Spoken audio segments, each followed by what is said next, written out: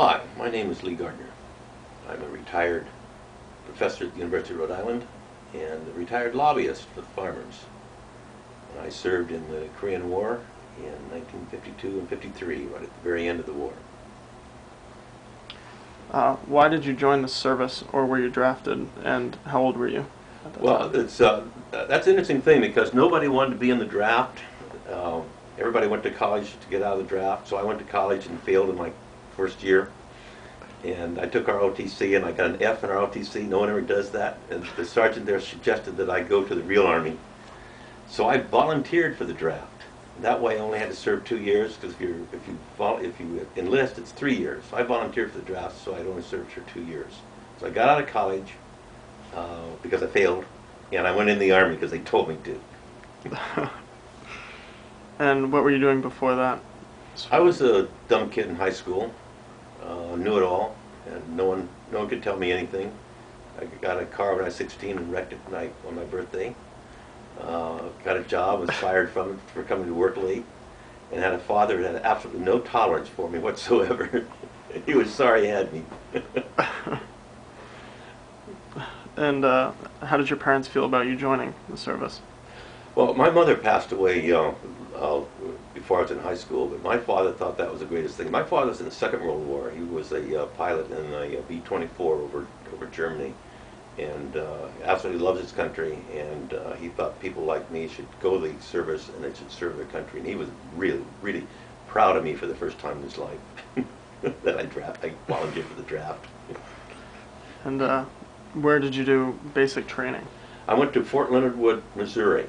Now, I'm from Colorado, and there are different armies go to different places. The 5th Army trained in Fort Leonard Wood.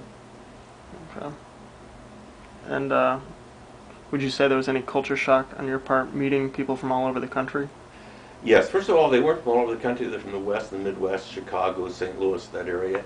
And this is a funny thing to say 50 years after the fact, 60 years after the fact, but the biggest cultural shock for me was to get off that train and be staring into a master sergeant's face as he yelled 6 inches from my face, and he was black. The next cultural shock was when I went into the barracks, and the guy there was double beds. The guy under me was black. The guy on the right side of me was black. And the guy on the left side of me was black, and I couldn't understand a word they were saying. It was just total gibberish to me, and I thought, what have I gotten myself into? Oh. And do you have any interesting stories when you were there, from when you were there? In basic training, yes, I had combat duty in basic training to work off the extra hormones we had. They'd have boxing matches every Saturday, and there was a great big black guy. He was about 6'9", and he was a troublemaker, a real troublemaker. And I volunteered to box him because I boxed in high school a little bit, and I beat the living daylights out of him. In 2 rounds, he was cowering in a corner. And I felt so great because I really beat the daylights out of this guy. Well, about 2 days later, there was a riot in our barracks, and this guy had gone crazy. He had a gun. He had not a rifle. He had a pistol that he'd brought into the camp, and he was waving it around, and they all ran over to me and said, "Beat him up. You're the only one who can beat him up." And I went over to him and I said, "I'm here to straighten you out." And that's the last thing I remember, because a big hand came out and caught me by the side of the face and literally hit me so hard that it wrenched my knee, tore my knee almost off my feet. And I was taken to the hospital, and I spent 2 days there where they drained off fluid from my knee and then put a cast on me, and I spent another week and a half there waiting for the cast to get hard. And that was my great combat experience in basic training. The guy was court-martialed, and I don't know what happened to him. I got to testify, but that was an experience and a half.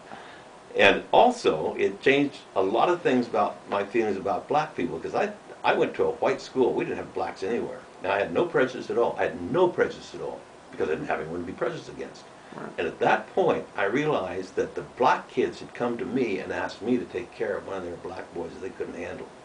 So I had a lot of friends after that. They thought I was a wuss, but I had a lot of friends. And they were black. And what was your military occupational specialty? I was in the engineers, construction engineers, 84th construction engineers. Engineers go in before the Marines, and they lay mines and they build bridges, and then the Marines come in and invade. That's an old Army joke, because the Marines think they're there first, but the engineers go in there first. And then when they're done, they blow up the bridges. So I got to build bridges, got to blow up bridges. And if you did see any combat, where did you see action? By the time I got to Korea, I took a lot of specialty training in Fort Leonard Wood. Some of the engineering we did, explosives and things like that, which took more than just basic training, went to schools. So I got to Korea about 6 months before the war ended and got into the front lines, Musani, which is about 60 kilometers north of Seoul. I got to Musani, and I saw 4 days of combat, and I was stuck behind a quad 50 machine gun on the Imjin River, just sitting there. And I got to shoot into the mountains where all the movement out there was all Chinese. And every so often my sergeant would come up and say, "Shoot over there." I go, boom, boom, boom, boom, boom. And that was my combat experience. I was wounded, however, and I thought I'd get a Purple Heart, because when you're wounded, you get a Purple Heart. Right. But we were building a bridge, and the Chinese didn't have weapons, but they had mortars, and they were dead with mortars. And we were building a floating bridge, and they wanted that bridge, so they didn't want to hurt the bridge. So they would drop mortars 100 yards, 200 yards away from the bridge just to harass us. And I was putting in one of the pontoons, and I was doing it wrong, which is typical of me. And my lieutenant was in college when I was, except he was graduating, and his name was Richard Green. He's was a professor at the University of Iowa. He asked me to put this pontoon in and pull the lever to lock it in place, and I fell on the very knee that I wrecked in basic training. I fell and pulled that pontoon into my knee and fell into the water, and I was pinned under there. And I was screaming. "Help me, help me, I'm going to die."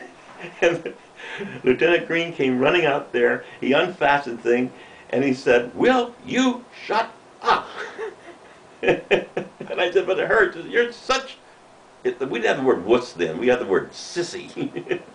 And he pulled me off, and he took me off the bridge. And just as he did that, these mortars came in, and they were really, really close. And one of them got so close that it affected the bridge a little bit. Didn't damage it, but got close enough. So after I got done being saved, I went into him and I said, "Don't I get a Purple Heart?" And he said, "What for?" And I said, we were under fire." I said, "No, we weren't. You were off the bridge by the time we were under fire. And not only that, you should be court-martialed, not get a Purple Heart." And he got a commendation for saving my life. Service is tough. And do you feel that at this point the Korean War has been forgotten? Yes, and there's a reason for it. The Korean War was actually an extension of the Second World War. Right now we talk a lot about what's going on in Iraq and Afghanistan. We won both of those wars because we went in there to do exactly what we did. What we didn't do, we didn't win the peace. Well, the Second World War was exactly the same. We won the Second World War, but we didn't win the peace. So we had the Korean War, the Vietnam War, all these things. So it was a forgotten war. It lasted 4 or 5 years, I think. It changed our leadership in this country. But there was nothing much to remember. There were old soldiers that were fighting it, old guys who had been in the Second World War and stayed in the reserves. They had to go back. And then young punks like me had no idea why we were there. We just wanted to be heroes. And can you tell us about the Incheon landing? I saw it on TV. I've been to Incheon. In fact, we landed at Busan, and then we took a train up to Seoul. A long, horrible trip. But when we got to Seoul, one of our first things to do was go back down to Incheon and help rebuild some of the docks, which had been not destroyed by us, but had been set off by the North Koreans. And it's interesting because there's a 9-foot tide there, and these guys had to go in at low tide. If they went at high tide, they would have been just shot as they came in. So they'd go take this low tide. It was thick mud. I talked to a lot of the veterans that were there, and they told us a lot, but I had no more experience than that, except to see it, actually how low that tide was, sort of like the Bay of Fundy. And was it demoralizing to know that you were facing hordes of Chinese soldiers? Yes and no. Now, as I look back, it wasn't at all. We were in charge. When I was there, I'll tell you, I believed in God. I believed in God almost every minute. I said my prayers a lot, and I was scared spitless all the time, especially when I was up there with those quad 50s, and you could see them. They didn't have a lot of weapons, but they had grenades and they had mortars. And guys are dying. You know, they just ran over the battalions before we got there. That big horde had stopped, and it was sort of a standoff by the time I got up there. But those shots would go fired, and those mortars would go off. You're going to die. And I was scared spitless all the time. The only heroes out there are those who haven't wet their pants. You have a lot of friends. There's a lot of camaraderie. I still, a couple of them that I've stayed with friends all my life, but there's a lot of camaraderie there. And there's a lot of enemies too. But in the barracks, it's a good life, right. like a fraternity. So did you believe MacArthur or Truman were right? Well, you know, at the time, I sort of, I liked MacArthur, but as history is borne out, MacArthur was absolutely, completely wrong. You never, in the service, if you're going to have leadership and you're going to have discipline, the commanding officer is always right when he gives an order. Otherwise, if you don't think he's right, then you resign your commission. MacArthur and de Gaulle were the two worst generals in the Second World War. Both of them thought they knew more than their leaders, and they were out to prove that. MacArthur luckily never became president. De Gaulle did, and France has been terrible ever since. France lost Algeria, they lost everything. But those two people were bad leaders. They were bad officers. His nickname used to be called Dugout Doug because he dug out of the Philippines and left all of his troops there. And he took a lot of money with him. He took the president of the Philippines out of there on the condition that the president gave him in a secret bank account $600,000, and that's all been documented. So he's a rotten man. And can you explain what you thought you were fighting for, and if your efforts? Yeah, worth it? You probably don't remember this, but the war on terror is a minor little war. We were absolutely scared out of our wits that we were going to be in an atomic war with Russia. That's what all of our wars up through Vietnam were all about, is that we were going to have Holocaust from the Russians. That's why we had so many atom bombs than they did. We were fighting to stop the communists. It was the Americans were the good guys against the evil empire, the communists. So we knew why we were there. Mm-hmm. Actually, the actual activity we were doing, we didn't think there was any use to it at all. But we knew why we were there. You think it was worth it? Oh yeah, and I'll tell you why it's worth it. I have a brother, and his name is Haebong Kim, and he was my shoeshine boy, and he was a North Korean orphan who'd come down over the demilitarized zone and came to my tent, and we took him in to shine our shoes. And in his broken English, he said, "I going to America." And I said, "You and every other kook is going to go there." My father sponsored him. He's retired now. He was the executive vice president of Ford Aerospace. He lives in a huge mansion in Colorado Springs, Colorado. Got his PhD out of Stanford. And he plays golf once in a while in South Korea when he flies over there in his private jet. And that's the greatest reward I ever had, was to have a brother who's Korean. Also, what was really worth it is that America became, after the war, they became very aware of all the other diversities in other ethnic groups. And quite frankly, I've had a love affair with the Koreans ever since. I've never met a Korean I didn't like. Mm-hmm. Well then, back at the time you were there any racists between the North Koreans and the Chinese? Between the troops?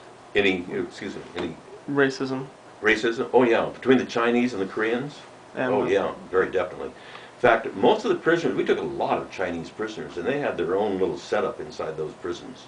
And there was, it was a tough place to be, and it was a tough place to crack. You walk in there, you took in guns and everything else. But the Koreans hated the Chinese, and the Chinese hated the Koreans, even though they both hated the Japanese. Korea was taken over by the Chinese first, then it was invaded by the Japanese. So there's no love between any of them. Even now, there isn't. Okay, well, that's it. So thank you. That's it? That's it. You want to see my medals? Sure.